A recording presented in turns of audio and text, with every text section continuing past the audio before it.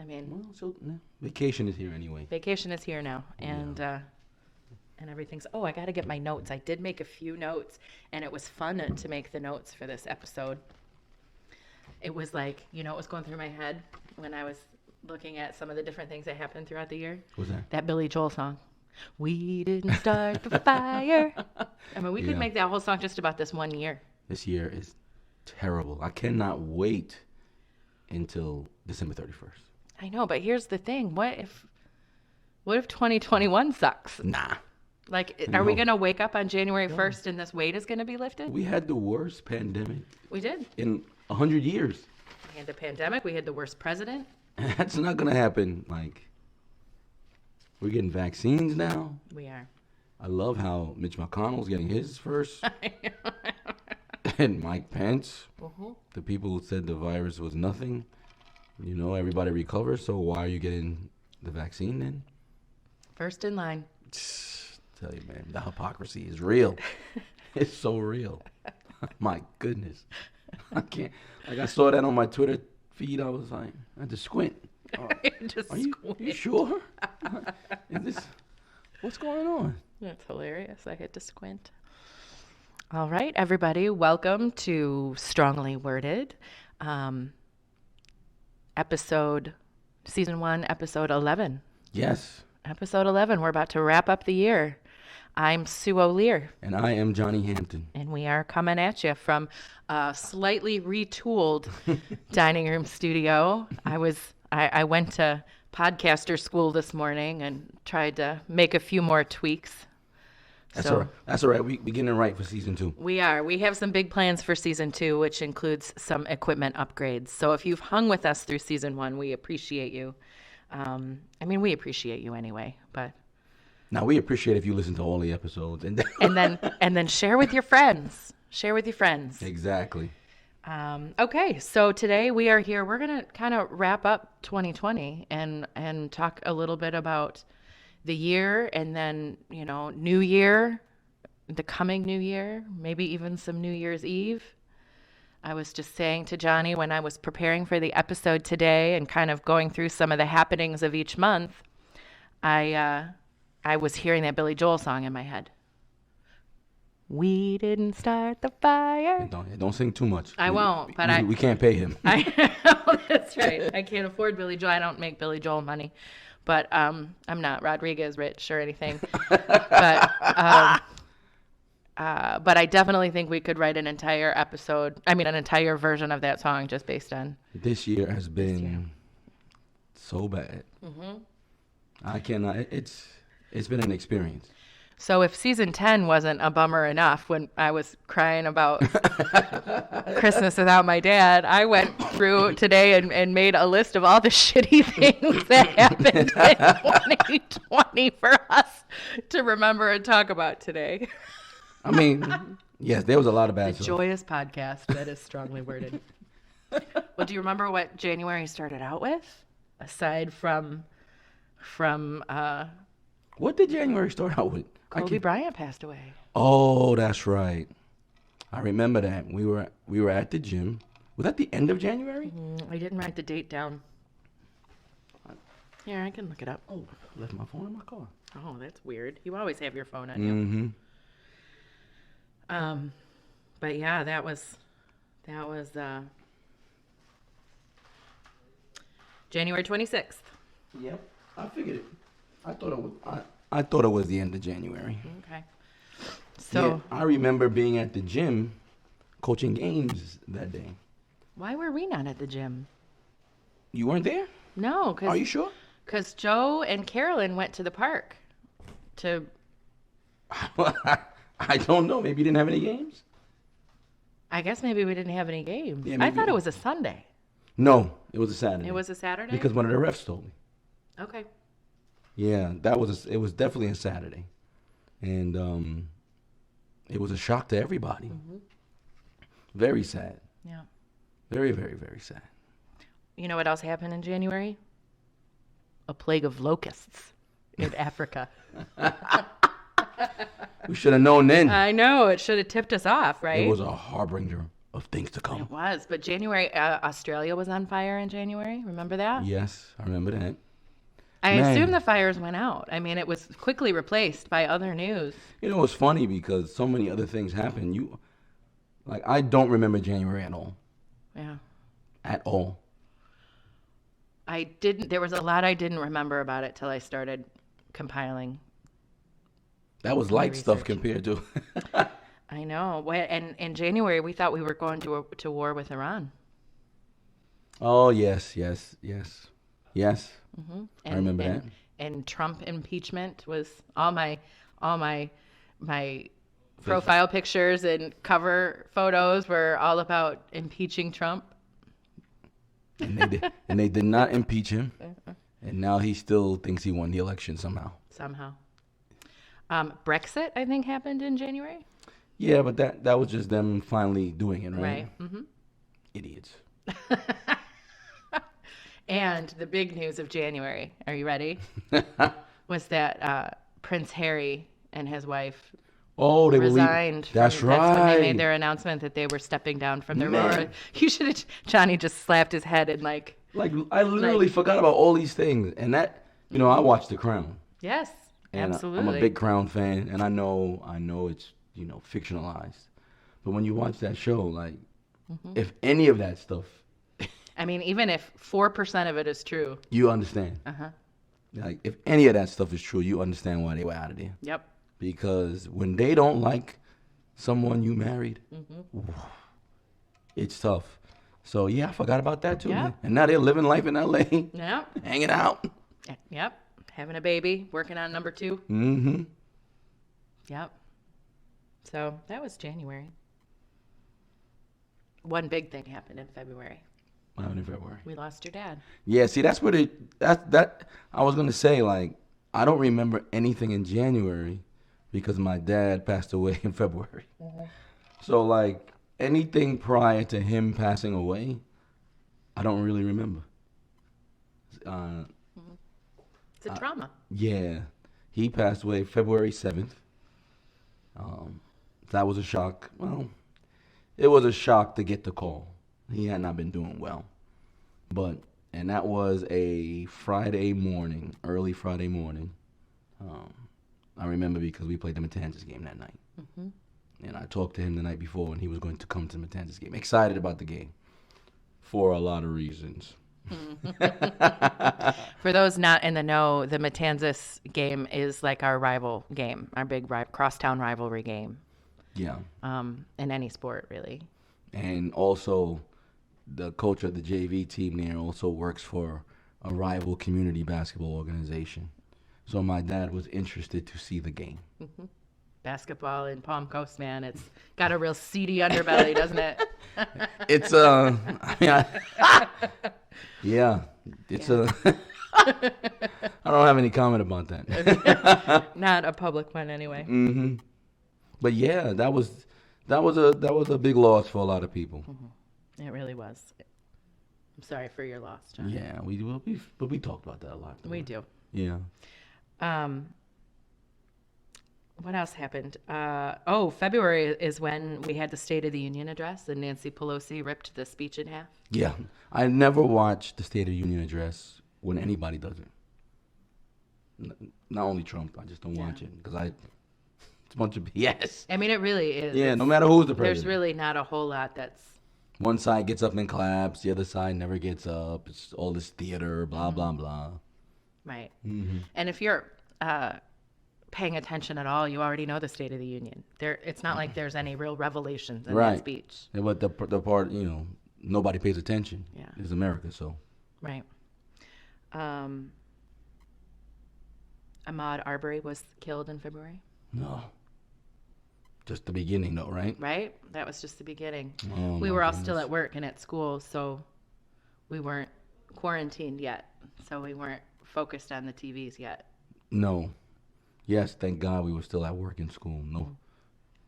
But stay tuned. 2020 gets better. Because next comes March, and March is when shit really started hitting the fan, ladies and gentlemen. We begin March excited about college basketball tournaments. Oh, man. First of all, For those who know me personally, they know I'm a huge college basketball fan. I'm a Tar Heel fan. I had a cousin that played at the school. Every year since I've been about 16, when I was 16, 17, I used to cut school and watch the first 2 days of the tournament.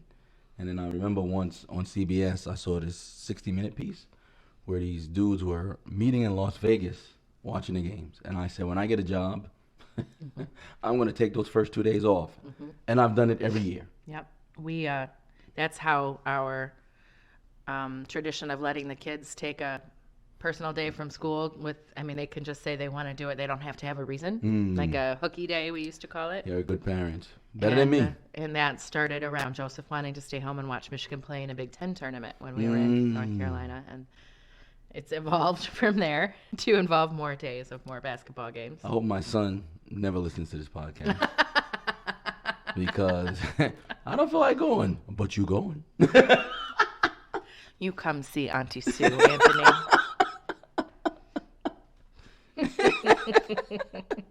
But I remember, a lot happened in March, but I remember being at work. Michigan, we had some high hopes for Michigan in tournament season last year.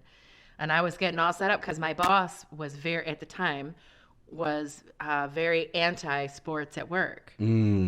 And so I had it all set up on my to see it on my laptop, and I pre-programmed the TV in the cafe because, I really think some of the residents were going to want it on. Of course. In the cafe. I was just going to watch as a fan because Carolina stunk last year. Yeah. They were like 10-21. Yeah. Well, I think last year was the season that we started out with like a 21-game streak at the beginning of the season. Yeah. Yep.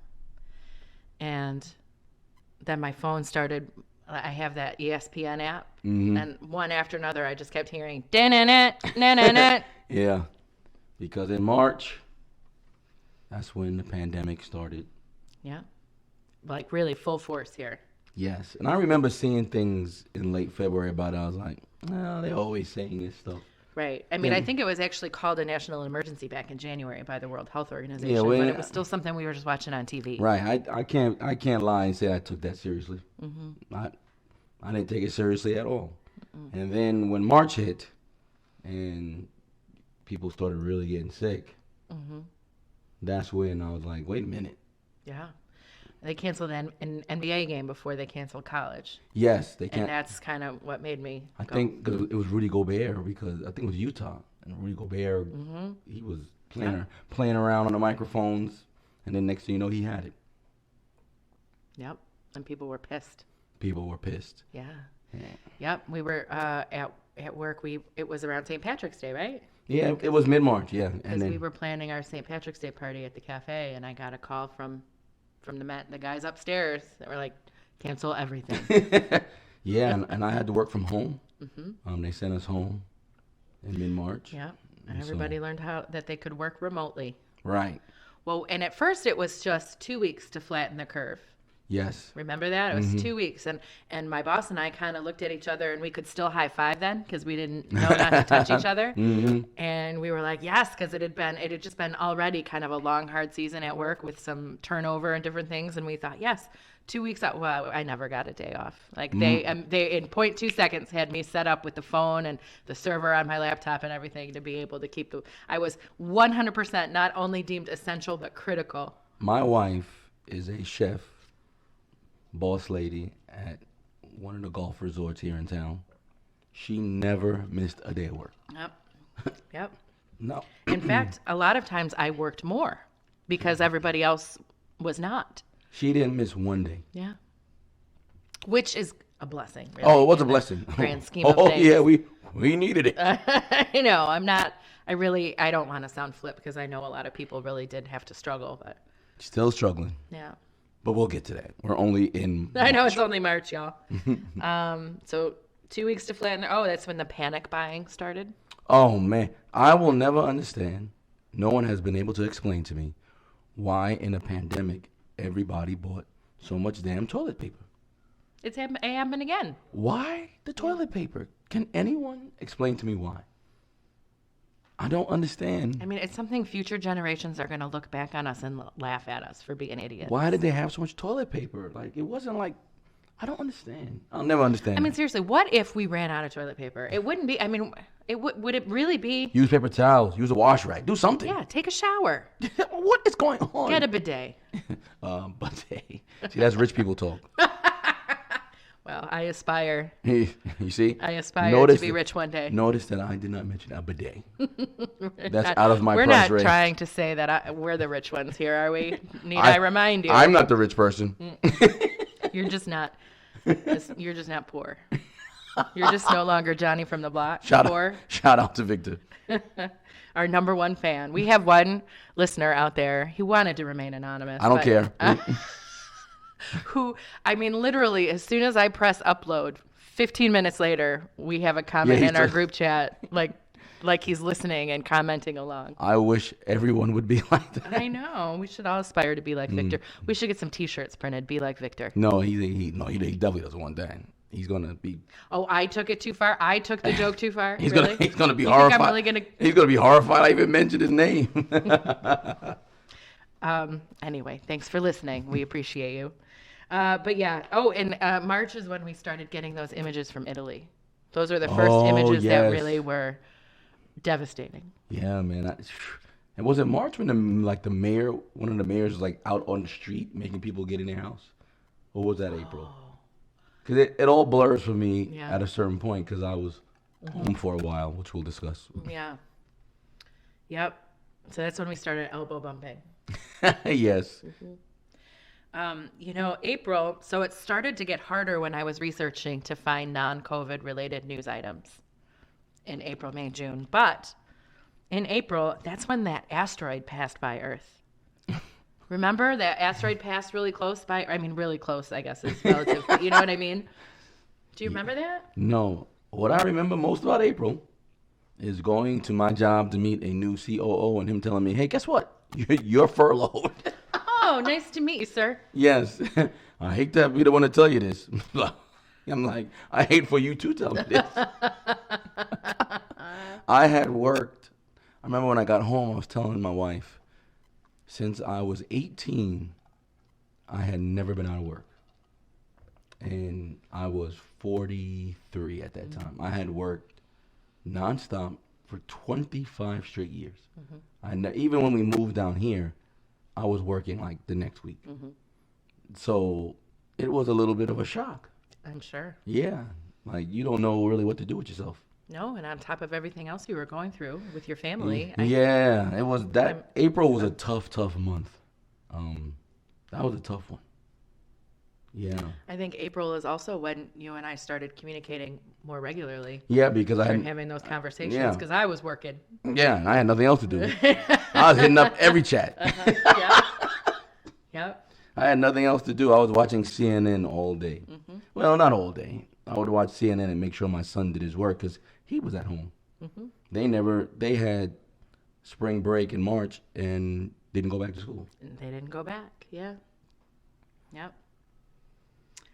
In April, on April 1st, worldwide, we reached 1 million cases worldwide. By the end of April, by April 30th, we had 1 million cases in the United States. So that was a pretty crazy month. The United States we are the most privileged people. We can't even stay in the house.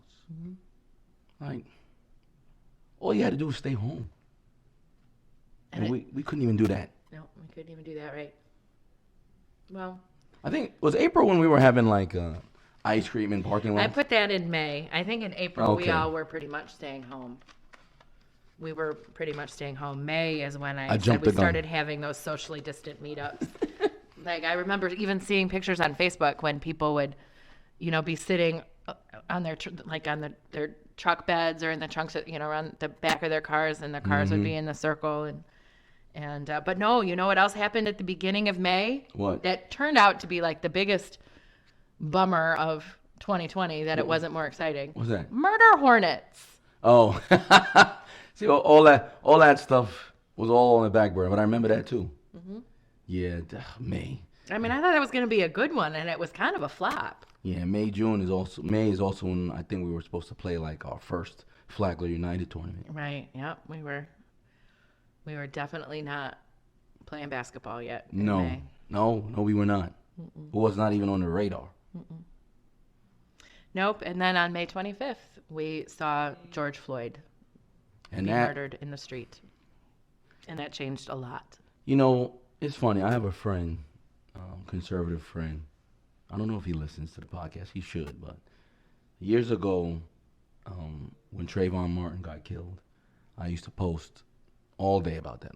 And he sent me like a private message once, like, why do you always talk about Trayvon Martin? There's a lot of things going on, and his big issue was abortion. I was like, what are you talking about? Like, first of all, it's my page.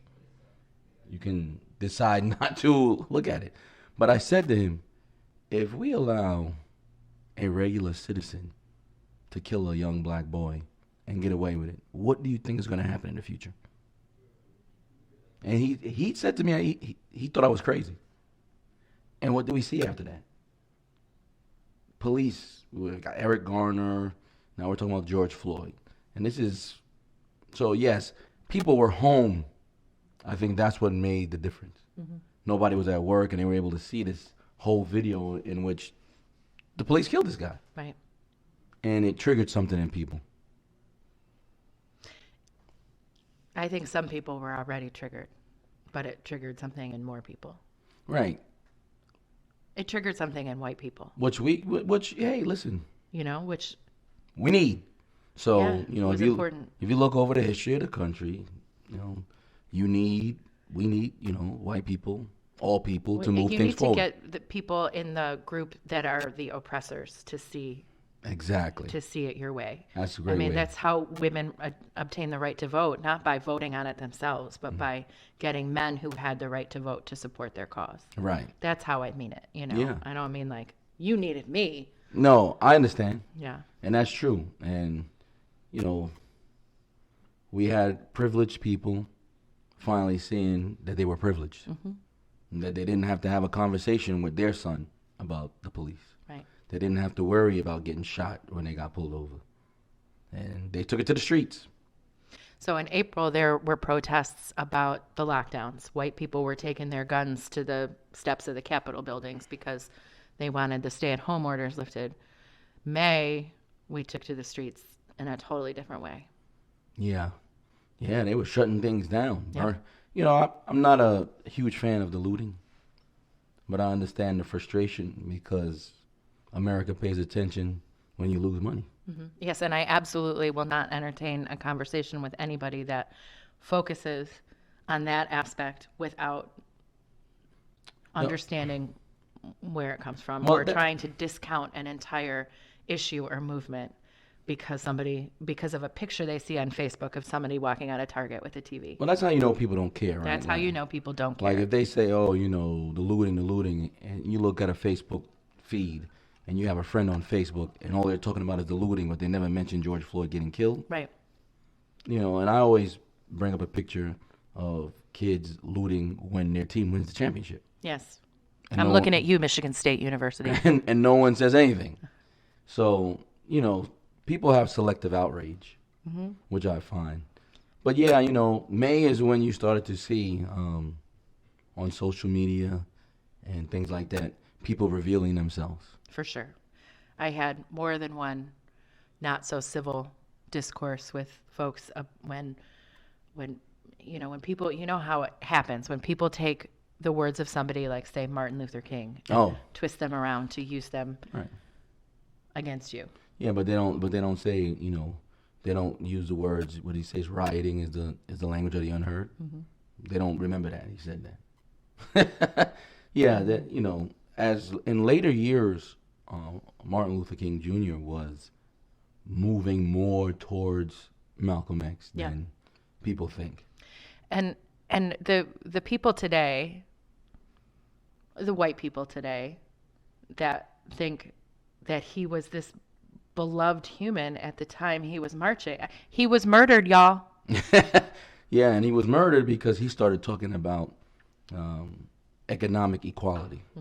One of my favorite videos that I always share on that holiday, which I have to take a personal day now because where I work, it's not a holiday anymore. Really? I got a great story about that.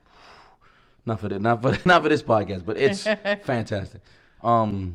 He has this I think it's NBC, and he's talking about, hey, now that we have civil rights, we need economic rights. Mm-hmm.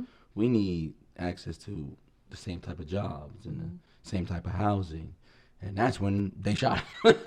Right? And like, hey, listen, you want to go to the bathroom with us? You can, but you can't make this money. Right. I mean, I'll let you go to the bathroom next to me because I have to. Right.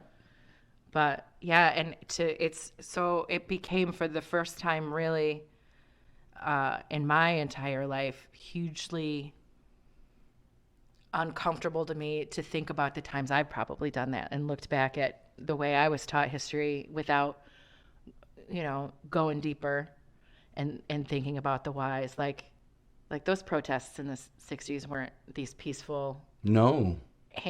Arm in arm No. singing. No, people was getting hosed up and everything. Wild dogs biting them. Right. And so for some reason, and again, maybe because we were all home, maybe because, you were one of my best friends, maybe for any number, because my kids, any number of reasons, I had to, I sat there and watched all this unfold in whatever month we're in now, June, and feel like I had to relearn a lot. And if I was feeling like, why are we here again? Why are we having to go protest like this again? I can't imagine how you were.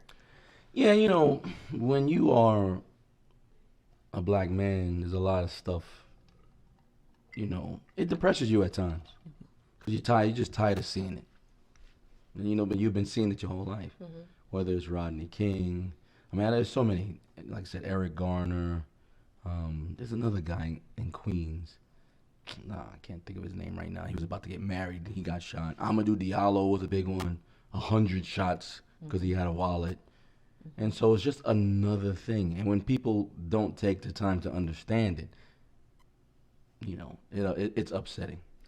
And, I've talked a little bit, like I definitely have been an activist at times through my life, but how I learned that I was privileged, how I really started to understand my privilege are the periods of my life where I could turn it off and just focus on other things. Yeah, that's true. And for us, there is no turn off. Right. Like, I've never been to a job interview where I didn't worry about being black.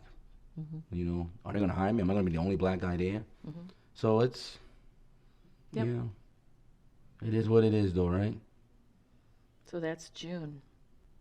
June is when Trump had that photo op with the Bible that pissed me off so much in front of the church. Yeah, that was great, awesome theater. It was so awesome. You could still smell the tear gas in the air where they gassed the crowds that were around the church 5 minutes before so they could clear the way for him to pose with the Bible. And 70-something million people voted for that guy. Yep.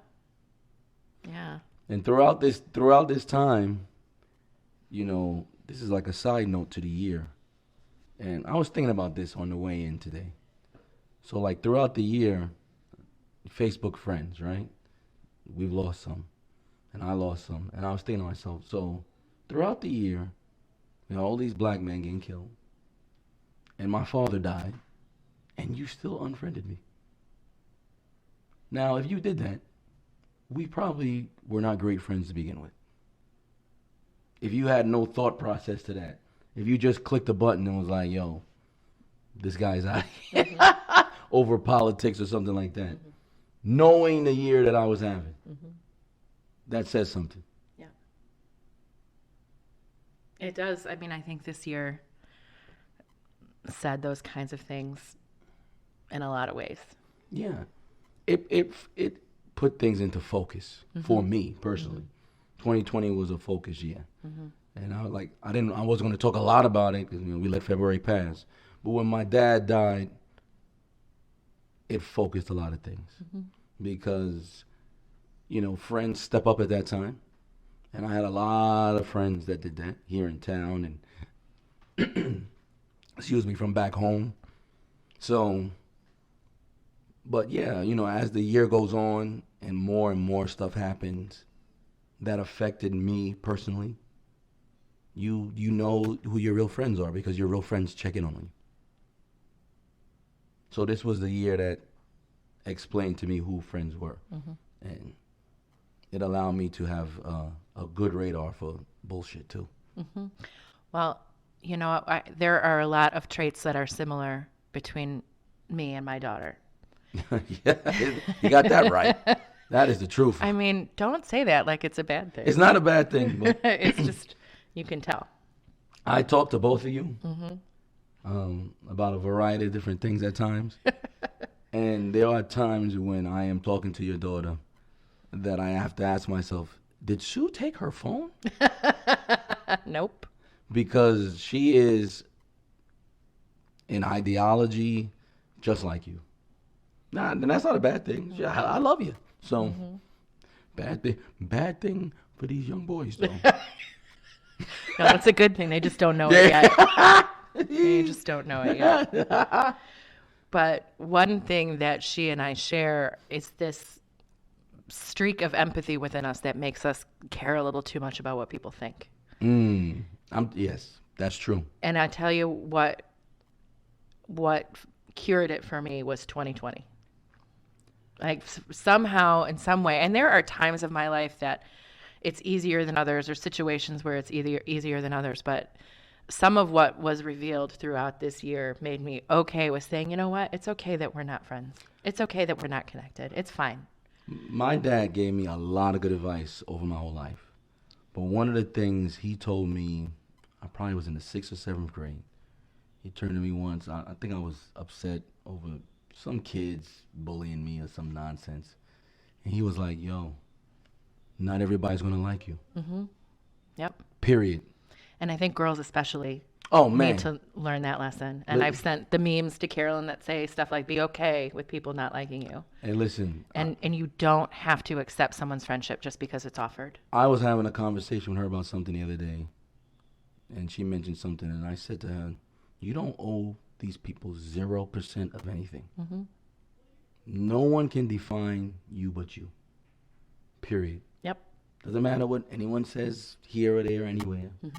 You don't have to play no role. For what you want is what you want. Yep. Period. That's it. And I think that's very important for young ladies to realize that they have power over their narrative. Yep.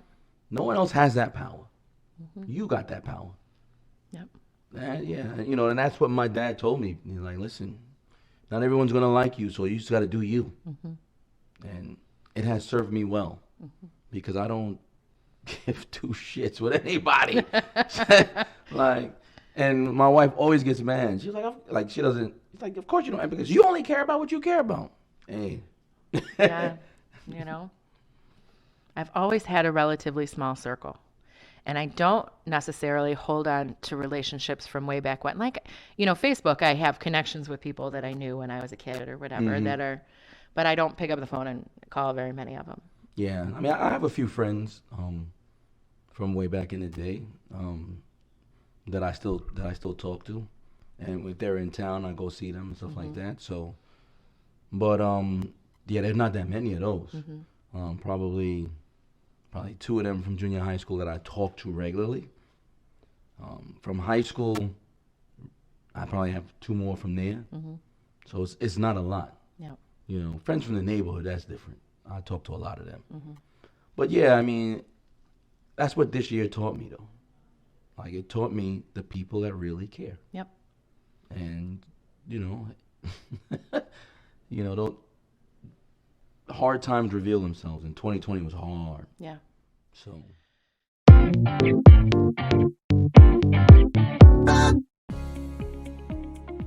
The Flagler Palm Coast High School boys basketball team is currently fundraising for the 2020-2021 season.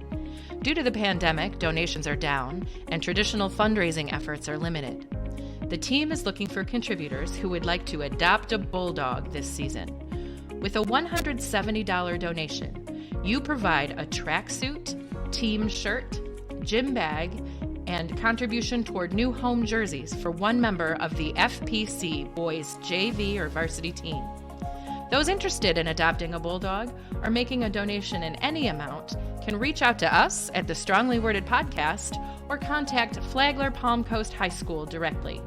FPC contact information will be listed in our show notes, and checks can be made out to FPC with boys basketball donation listed on the memo line. Flagler Palm Coast Boys Basketball appreciates you.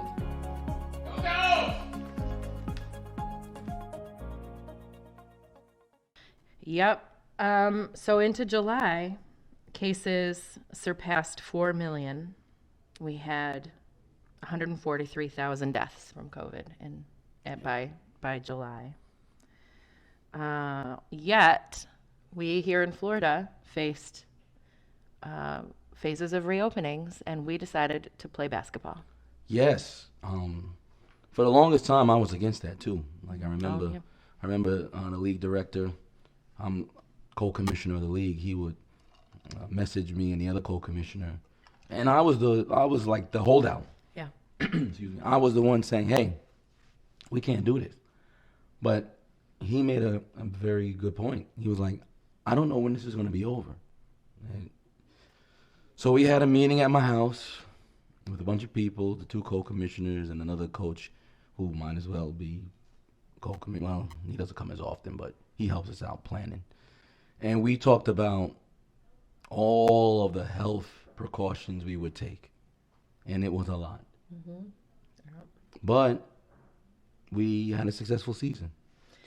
So yeah, I was with you. I was kind of holding out too, but I was learning a lot from a public health standpoint because we were reopening things at work too, and kind of going through the same decisions about how to do it safely and how to do this and that. And I kept saying, I don't think it's time. I don't want to do this. I don't want to do this. But those kids needed something to do. Mm-hmm. And I didn't trust anyone else to do it with the level of care and attention to detail and willingness to enforce this new way of doing it. Then I didn't trust anybody more than I trusted us. You know what I mean? Yeah, but it was a lot of hard work. Mm-hmm. It still is. We still go in that gym, and it's still hard. Yeah. And everybody's sick of it, including us, but we still have to do it, you know? Yeah. We've been fortunate. Yeah, like adults and kids think we want to walk around telling them to put masks on. No, I don't want to do that. I just want to come coach the game and enjoy them like I used to. Yeah. But we can't do that right now. I don't want to stand here and argue with you, that's for sure. Right. But here we are. Right, on a Saturday. Not getting paid for it. Right? So that, so that your kid can have this activity and these influences and this thing. And there have been times that I've taken a little heat from people who are not in our circle when I post a picture or something on social media about what we're doing, because they don't understand. Yeah, they don't know what we're doing, and they don't know the why. Yeah.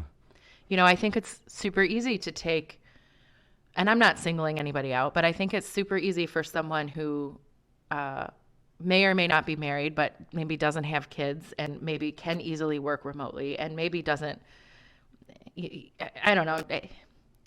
Everybody's looking at it from their own sort of viewpoint, but I mean, I've got, and as you do, we've got these kids whose friends are going to be out doing this stuff, and it's real. Like, their feelings about it are real.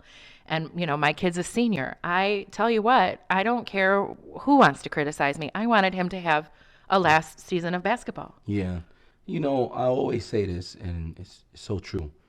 The reason America has never been as great as it could be is because we lack empathy. And so what you're saying is just a lack of empathy. Mm-hmm. I'm going to look at this thing from my point of view and not try to put myself in the shoes of a young kid who is staying at home, doesn't have access to a gym, doesn't have access to anything. Maybe his parents are struggling. Maybe they're even out of work. Mm-hmm. And to give him just a couple of hours of diversion from that to come play ball. It's a big thing. It's a big deal. It's a big deal. And I'm really can say now, looking back, I'm 100% glad the decision was made to start. Yeah, I mean, we did the right thing. I think we did. I mean, I wasn't at the meetings. I was still just... Yeah, we did the right thing. And of course, I won 2 out of 3 championships, so... No. Boom. It was a good year.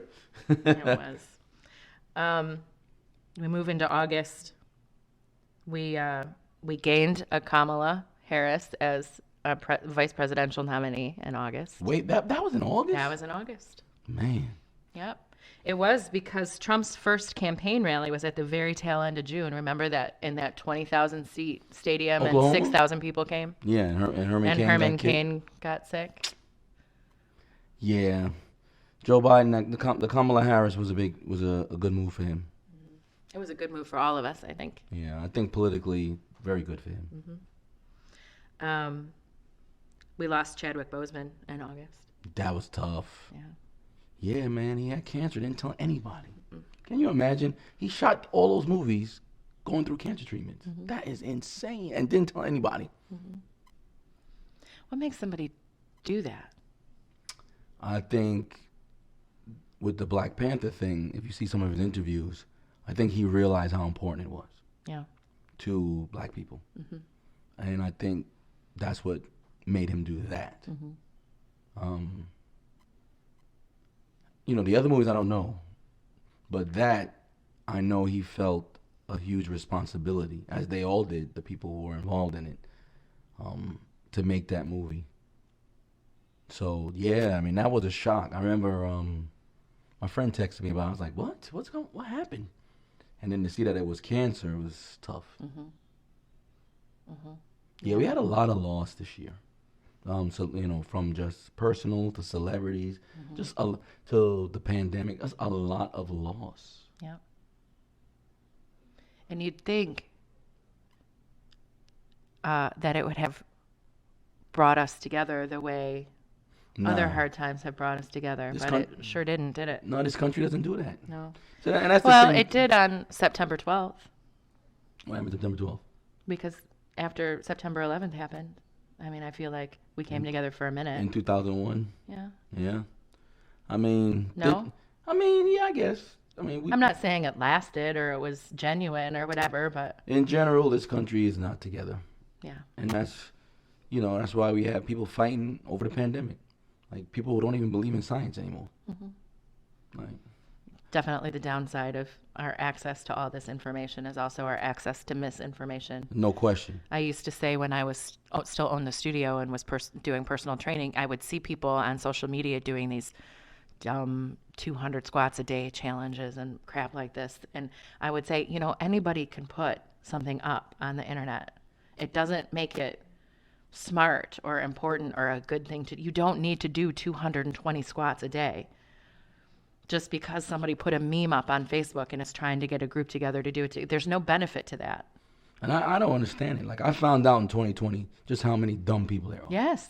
Like, they believe anything. I don't... Just because it's on the internet doesn't make it true. And I don't understand that. And the whole... People who want to stop the misinformation are really just suppressive personalities. They're really just trying to keep the truth from being out there. These people are just nuts.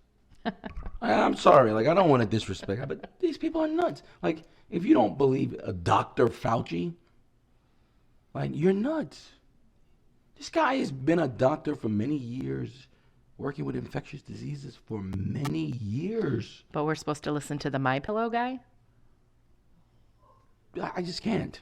Like, and I still see it, like, you know, people saying they won't take the... How did they come up with the vaccine so quickly? Well, it's 2020. Right. Should it take as long? And they've been studying other COVIDs, right? Up to this point where research could apply. Even if they haven't, it's 2020. This is not the 60s. Why should it take 3 years? We have more technology. We have smarter people.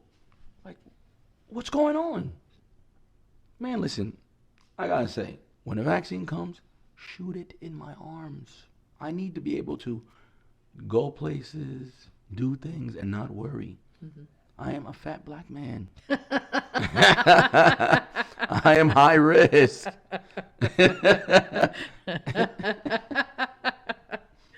Oh, that's funny.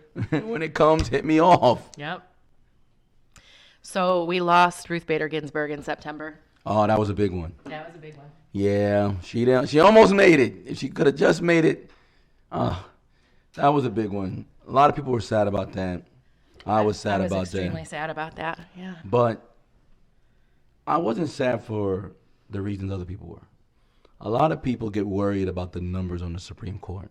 And I keep saying, and you've seen with some of their decisions recently, people get on the Supreme Court, and then some of them actually follow the law. Yes, they actually uphold the law. They don't use party ideology to decide cases.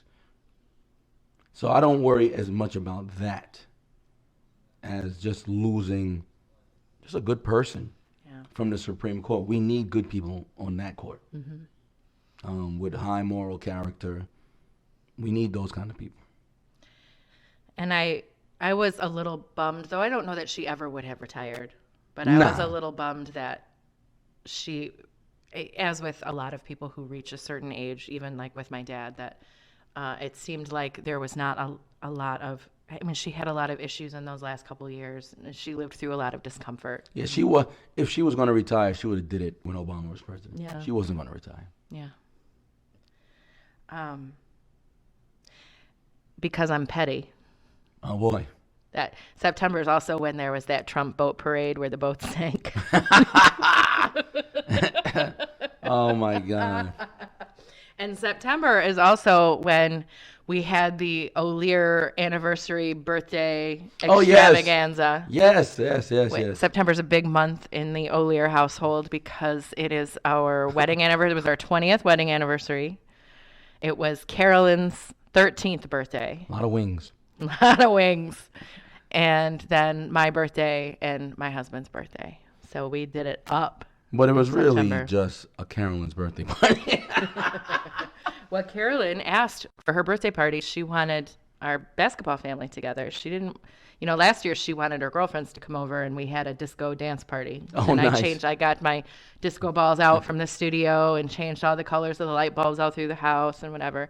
But she wanted her B-fam with her this year. Yeah, it was good. Which was a good thing because really, I mean, we'd only been hanging out with each other. Like we were our own pod through the summer, right? So I felt comfortable doing it. And I've still only for the last 10 months now, since my dad passed away, I've only hung out with you guys. I know.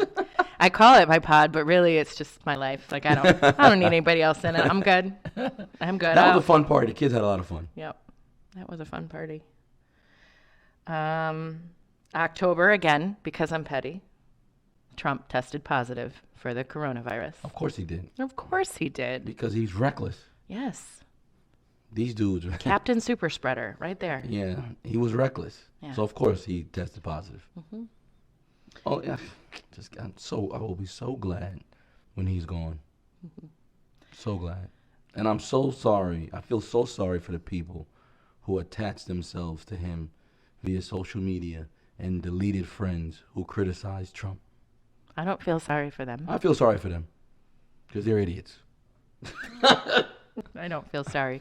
I feel sorry for all of the loss that is attributed to these differences, these political differences. These people lost good friends over a man who don't give two shits about them. Period. He don't care about y'all. He doesn't care. He doesn't. I wonder if this was today or yesterday. My Facebook memories brought something up today. Well, I didn't even check mine. I usually check mine every day. No,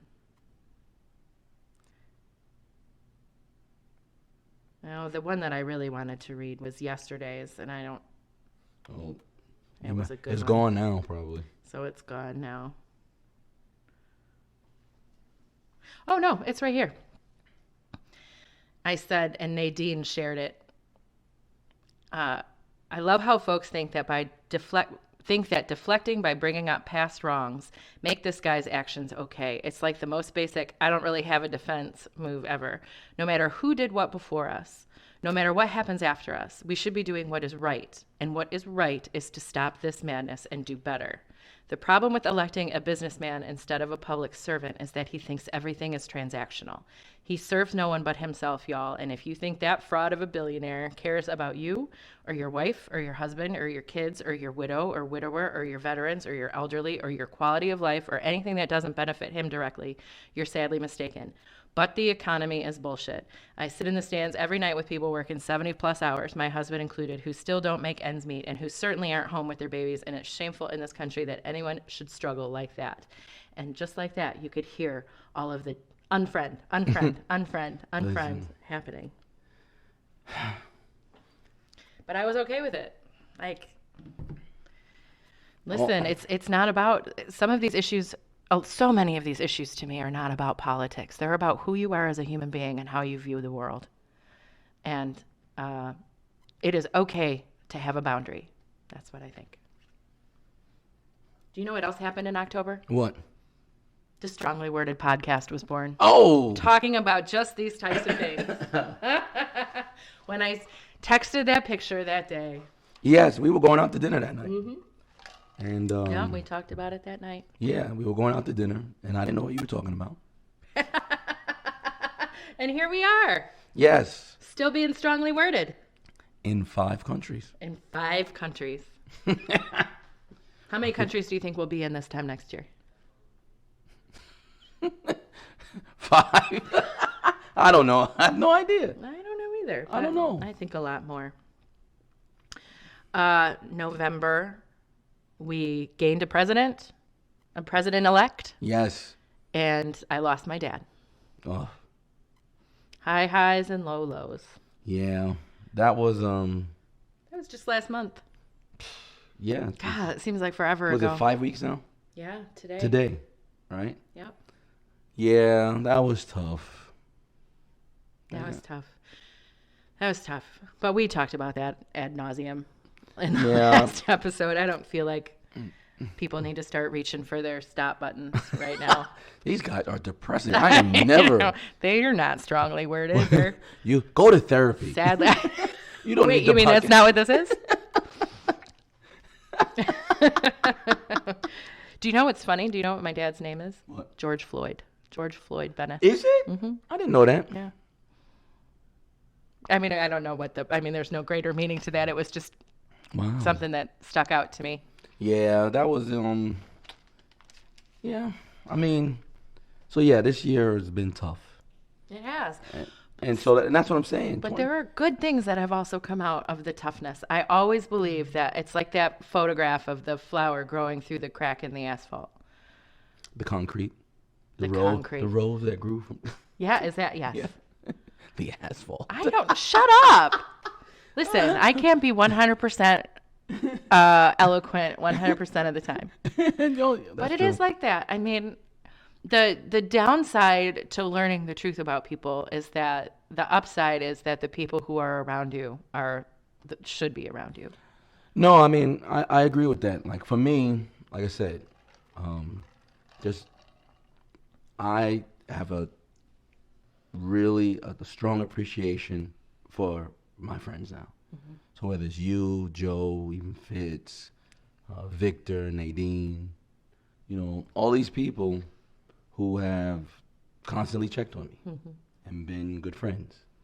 I have an appreciation for, like, my friend Nate Perry, who would just call me randomly after my dad died, just for no reason. He would just call me. Or my friend Corey, who I went to high school with, he would check on me too. So these are people now I have a strong appreciation for. And I love the people that listen that will shoot me a text or shoot you a text. Like my friend Bridget will shoot me a text every now and again and be like, I was listening to you in the car. It was like us having coffee. Yeah. And it's it's a neat connection. I appreciate it a lot right now. Yeah. So, so you're right. 2020 did help. All the madness helped. And it helps you move forward. Some people try to take advantage of you in 2020, but we won't. But it's not going to happen. No, it's not. It's not going to happen. So we're recording this the week before Christmas, but I want to think a week further ahead about do you make New Year's resolutions? Yeah, I got the same resolution every year. My resolution is always in the next year to be a better father, a better husband, a better son, a better friend. That's it. I'm not going to lose 40 pounds this year. I don't do any of that. I just want to constantly get better. And I'm sure some years I fail. I don't think so. But that's what I say every year. That's all I want to do. Be better than I was this year. Be best. Be best.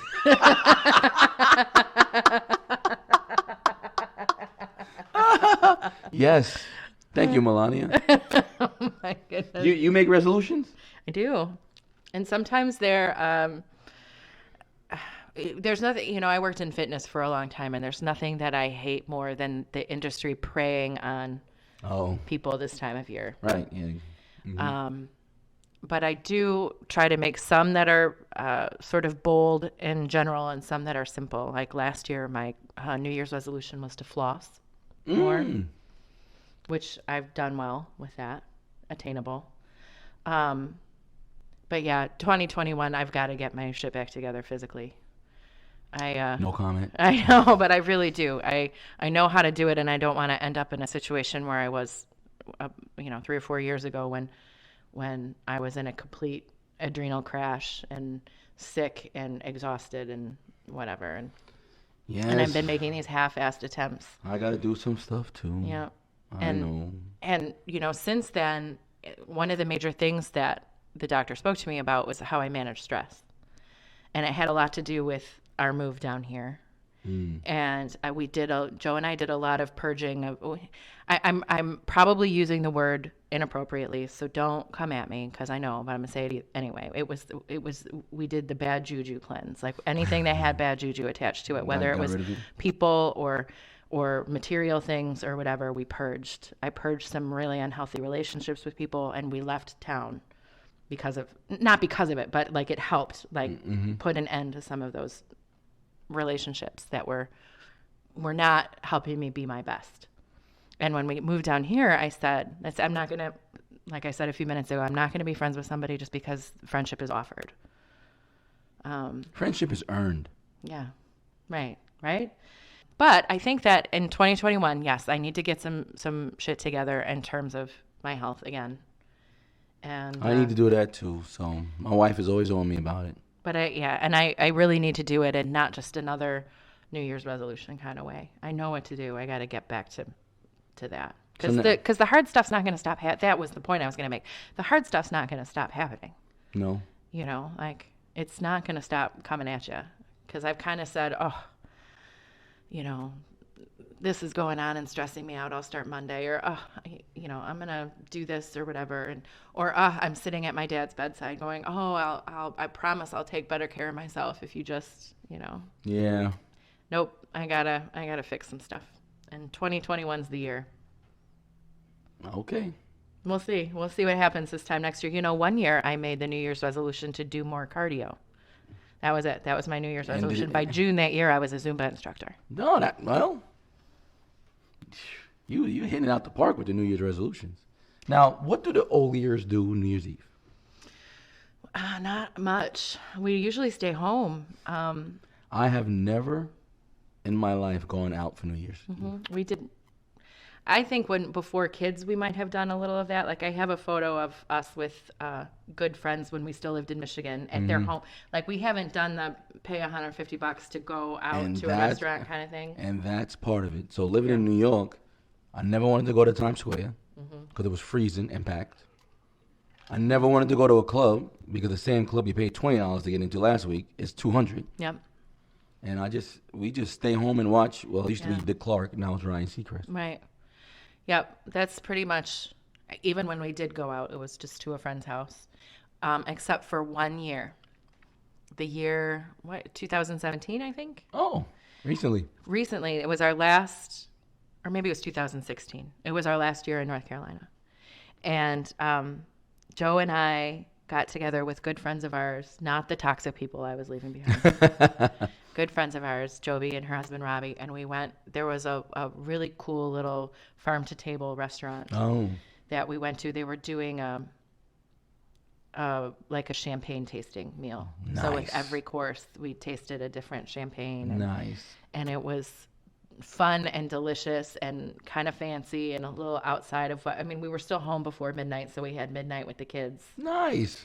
And we bought a bottle of champagne that we popped when everything was settled for us to move down here. We signed on the house. Joe had the store, whatever.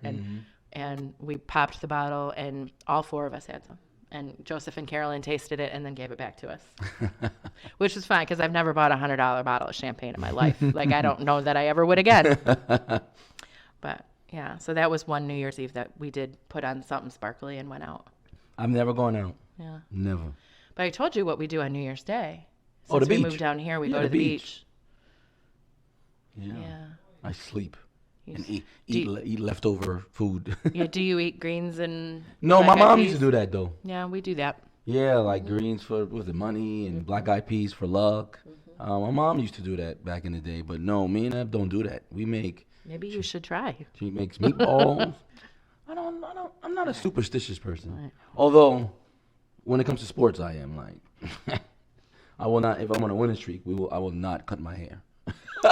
I love that. And I look crazy, America. I'm bald. It doesn't grow all the way. And I whatever. wonder, I mean, we could probably Nah. tattoo the top of that head. Oh boy. Oh. I'm just kidding. Please don't ever do that. I know you won't ever do that. No. But yeah. So yeah, we stay home too. So I'm looking forward to a new year. I don't think 2021 can be as well. You don't want to jinx it, but yeah, please don't finish yeah, that thought. I Don't won't. say it I out won't. loud. I won't. Well, listeners, ladies and gentlemen, if you're listening, and it means that you're part of our Strongly Worded family, and we are thrilled to have you. And this has been a fun couple of months. And if you've hung in with our technical learning curve and all of that, I can tell you, Johnny and I have big plans for 2021 in this podcast and improving all of that, and some great topics. And we've are working on some guests to join us in the new year, and we just really hope that you stick with us. We enjoy making this podcast a lot, and your feedback is a lot of fun for us. If you want to leave a 5-star review, some kind words about the pod on iTunes, that would be awesome. If you have criticism, just email us. Yeah, don't put that out in the Just public. shoot us a line at stronglywordedpodcast@gmail.com. Please continue to participate in our Facebook group. If you're not in it yet, find the Strongly Worded Pod group. No, the Strongly Worded Podcast group. I don't know. There's only one. You can search it and find us. Please join us and join the conversation. Yes. Let us know what you're doing on New Year's Eve, and if you have any goals set for 2021. I think it would be super fun to learn more about all of you. And next week, we are working on a kind of a fun best of episode. Some of the highlights from season 1. And then in January, we will be hitting you with season 2. Right. And it's going to sound a lot better. Yeah. It's going to sound great. Yeah, I think so. This has been super fun. Yeah, Thanks for doing this podcast with me, Johnny. Yes, I've been wanting to do it for a long time. So thank you for sending me that picture that day. Thank you for not taking that picture and going and showing it to Dave and say, hey, we can borrow Sue's mics and do this podcast together. Yeah, I was like, hey, I'll buy those from you. I'm glad you didn't. Yeah. All right. So we'll see you guys in the new year. Happy New Year, everybody. Strongly worded with Johnny and Sue. That's fun. Yeah. It was a tough year, man. The Strongly Worded podcast is written and produced by Johnny Hampton and Sue O'Lear. Music production and vocals by Marshall Max LaMont Hamilton, and cover art by Samantha Shake.